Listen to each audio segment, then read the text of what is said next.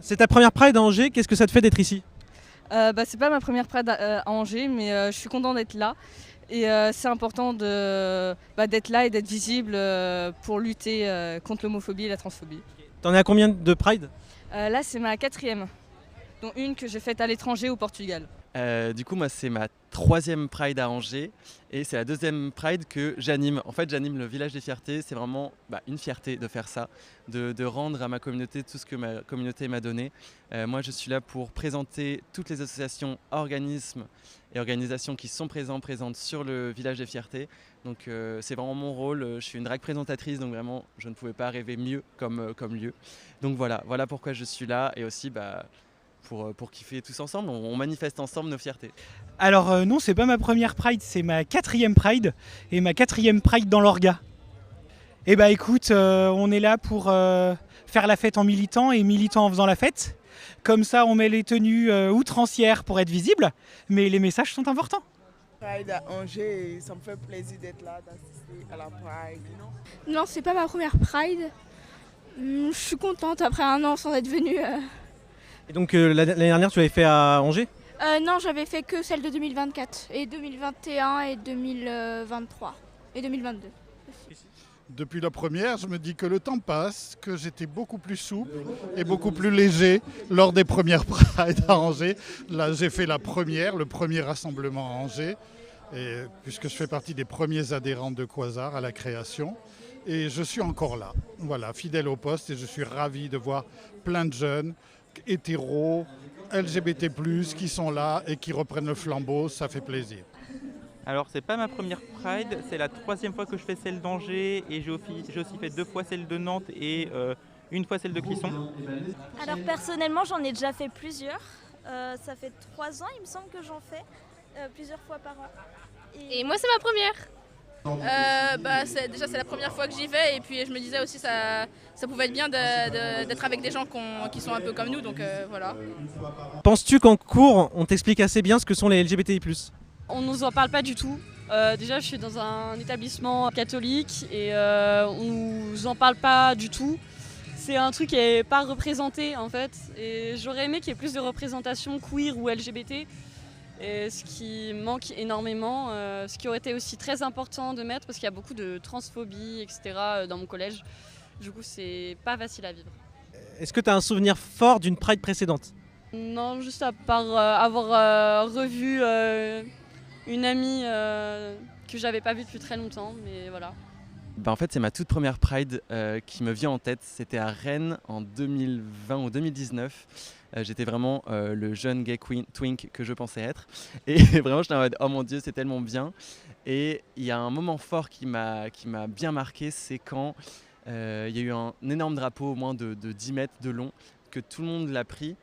Et à un moment, il s'est envolé et ça fait comme une énorme voile magnifique où tout le monde s'est retrouvé en dessous parce qu'il s'est déployé. Enfin, c'était magique. Voilà. En vrai, celle qui a eu le sentiment le plus fort, c'est celle de Clisson.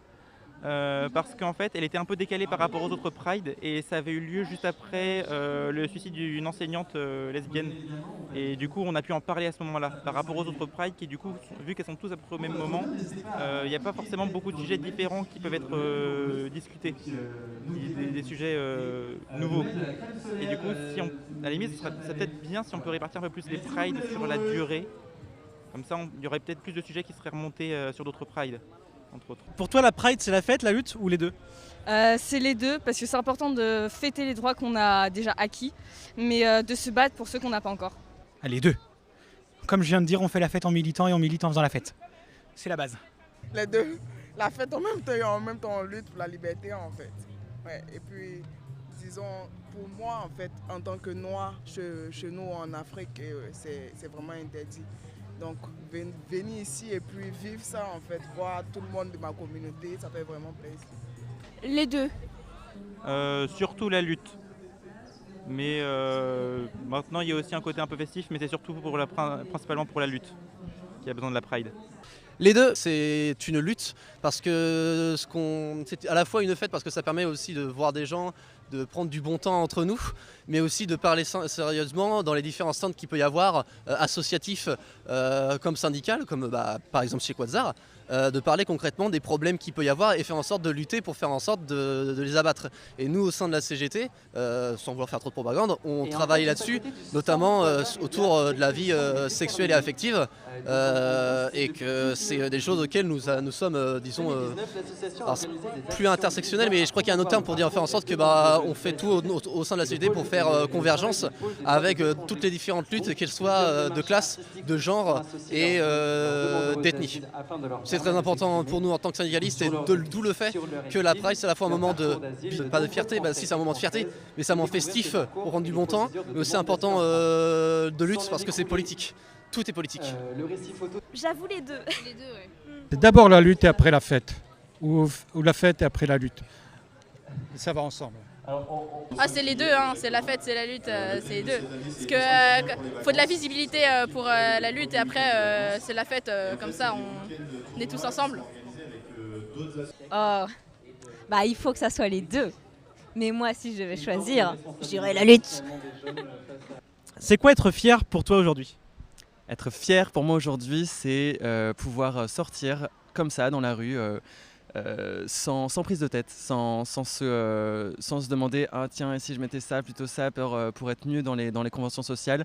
Là, typiquement, je viens de sortir du bar dans lequel je me suis préparé. Et du bar à ici, j'étais vraiment en mode full fierté, en mode « C'est bon, je dévale la rue est à nous ». Voilà. Être fier, c'est... Je sais pas, pouvoir se montrer comme on est et arriver à s'accepter soi-même et à pouvoir revendiquer aux autres qui on est sans avoir peur d'être jugé ou autre. Ah, c'est s'affirmer en fait, vraiment c'est s'affirmer, en avoir un peu rien à faire de ce que les autres y disent. Et aussi s'affirmer et être heureux de ce qu'on est. Moi, dans ma vie personnelle, mine de rien, c'est être out dans tous les milieux de ma vie. Donc auprès de la famille, du travail, et même des discussions anodines auprès des gens qu'on ne connaît pas et on ne sait pas trop comment ils vont réagir. Et voilà, c'est un peu mon combat au quotidien aujourd'hui, surtout que moi j'habite à la campagne et c'est des espaces qui ne sont pas toujours... on ne sait pas trop comment on va être accueillis et en fait parfois il faut oser, ça se passe très bien. Et même quand ça se passe moins bien, je me dis que voilà, je plante des graines pour les prochaines personnes queer qui habiteront dans ma campagne. Une chose concrète que tu aimerais voir changer à Angers pour les personnes LGBTI+. De l'inclusion plus généralisée, avec surtout le droit et la revendication de chaque personne, que ce soit à l'école, au travail, dans la vie publique, vraiment de la visibilité et de la tolérance. Je crois qu'Angers, par rapport à d'autres villes, c'est quand même déjà généralement bien. Mais peut-être plus de sentiment de liberté sur ce qu'on peut porter tous les jours, comment est-ce qu'on peut être à l'extérieur, quoi, de manière générale. À qui tu penses en marchant aujourd'hui? À qui je pense? À tous ceux qui ne peuvent pas être là, pour X ou Y raison, que ce soit d'un point de vue d'emploi du temps, d'un point de vue de sécurité ou de sa propre sécurité personnelle. Dans tous les cas, on marche pour ceux qui ne peuvent pas être là. C'est difficile, je pense à tous ceux qui ne sont plus là. Moi, je suis d'une époque où il y avait plein de gens et qui ont connu le sida et qui sont morts à cause de ça. Et je me rappelle dans les années 80, quand j'allais au Pride, il y avait tous ces gens-là et on faisait aussi les Prides pour eux. Aujourd'hui, voilà, je crois que c'est important de penser à eux. Est-ce qu'il y a une musique qui symbolise la Pride? Une en particulier, non. Toutes celles qui sont friendly et rassembleuses, c'est ok. Oh là là, j'en ai trop. Déjà la moitié de la discographie de Mylène Farmer, je l'associe tellement à la Pride. Beaucoup de chansons de Queen aussi. Après c'est vrai que la chanson Small Town Boy, je crois que c'est ça le nom, de Bronski Beats, je l'associe tellement à la Pride aussi. Mais il y en a trop. Mais si je dirais là comme ça, sûrement du Mylène Farmer, peut-être Libertine ou Désenchantée, je sais pas. T'es venue seule, entre amis, en famille ou en association? Seule. Je suis venue avec ma nièce. Elle est venue m'accompagner vu que je suis toute seule et tout. Alors, je suis venu avec l'ASSO et le pôle droit des étrangers de Quasar, où il y a beaucoup d'amis. Ça symbolise quoi pour toi la Pride? Moi, la liberté en fait pour moi, franchement. La liberté en fait. Un combat en fait, tu vois. La liberté, tout le monde est là, tout le monde s'amuse et tout. ça fait plaisir en fait d'être là. Le droit pour tous. Ouais, tous, un peu une safe place aussi. Moi aussi, comme ça. Est-ce que tu as un message à faire passer au monde? Bah, moi je dirais syndiquez-vous camarades, parce que ça serait que par le biais de la lutte qu'on arrivera à avoir des conquis. Comme dirait le camarade Croizat qui a créé la sécurité sociale, ce que nous avons, nos droits, etc., ce ne sont pas des acquis, ce sont des conquis sociaux. Parce qu'on s'est lutté pour les avoir. Les congés payés, etc., c'est par le biais de la lutte qu'on les a eus. C'est pas juste en discutant et en faisant uniquement du dialogue social comme on peut appeler aujourd'hui que fondamentalement ça va faire changer les choses. Non, c'est par le biais, du lien entre travailleuses et travailleurs qu'on arrivera à faire changer les choses. Et de n'importe quel domaine qu'elle soit du milieu artistique, ouvrier, etc. Il n'y aura que par ça qu'on arrivera à faire changer les choses. La tolérance et la paix. Pourquoi tu marches à la Pride d'Angers aujourd'hui? Alors je ne sais pas si je vais marcher, parce que j'ai beaucoup marché dans ma vie, dans les Prides, mais là je vais plutôt rester à garder le stand. Mais je marche et je suis là parce que la Pride, pour moi, la marche des fiertés, c'est le moment où on doit être fier de ne plus avoir honte de ce qu'on est. Qu'on soit LGBT+, il faut arrêter la honte. On n'a pas à être fier de quelque chose qu'on n'a pas choisi. Moi, je n'ai pas choisi d'être gay. Mais par contre, on peut être fier de ne plus en avoir honte parce que ça, c'est du boulot. Parce qu'aujourd'hui, il est très important qu'on se fasse entendre, qu'on soit, disons, on est connu depuis bientôt plusieurs années en tant que personne queer. Néanmoins, il y a toujours des violences que malheureusement on subit, que ce soit d'un point de vue purement psychologique comme physique. C'est très important aujourd'hui d'être présent à ce genre de moment parce que, comme je disais, ça permet de nous montrer qu'on est encore présent, qu'on est encore visible, qu'on lâche rien et que c'est important du coup aussi de...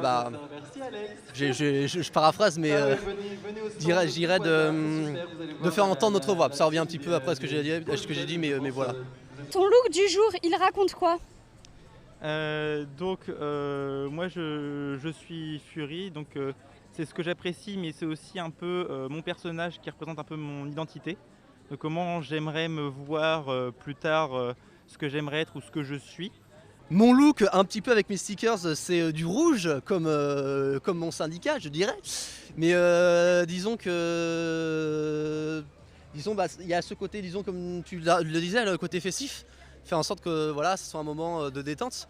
Et faire aussi en sorte de rappeler un petit peu mon appartenance à titre personnel, de ce que je suis, de mes idées et de mes convictions. C'est quelque chose que je pourrais pas mettre dans la rue habituellement et je me suis dit là en soi c'est un endroit où on se laisse aller et puis les gens ne vont pas juger donc... Alors mon look du jour, c'est un t-shirt que j'ai moi-même cousu et qui est aux couleurs du drapeau non-binaire. Et c'était important pour moi de montrer, de rendre visible ma non-binarité parce que c'est pas forcément quelque chose que les gens voient. Et ça me tenait à cœur aussi de faire quelque chose cousu à la main pour faire un peu une alliance entre les luttes queer et les questions aussi d'écologie. Parce que voilà, je pense qu'on doit mener les deux luttes de front.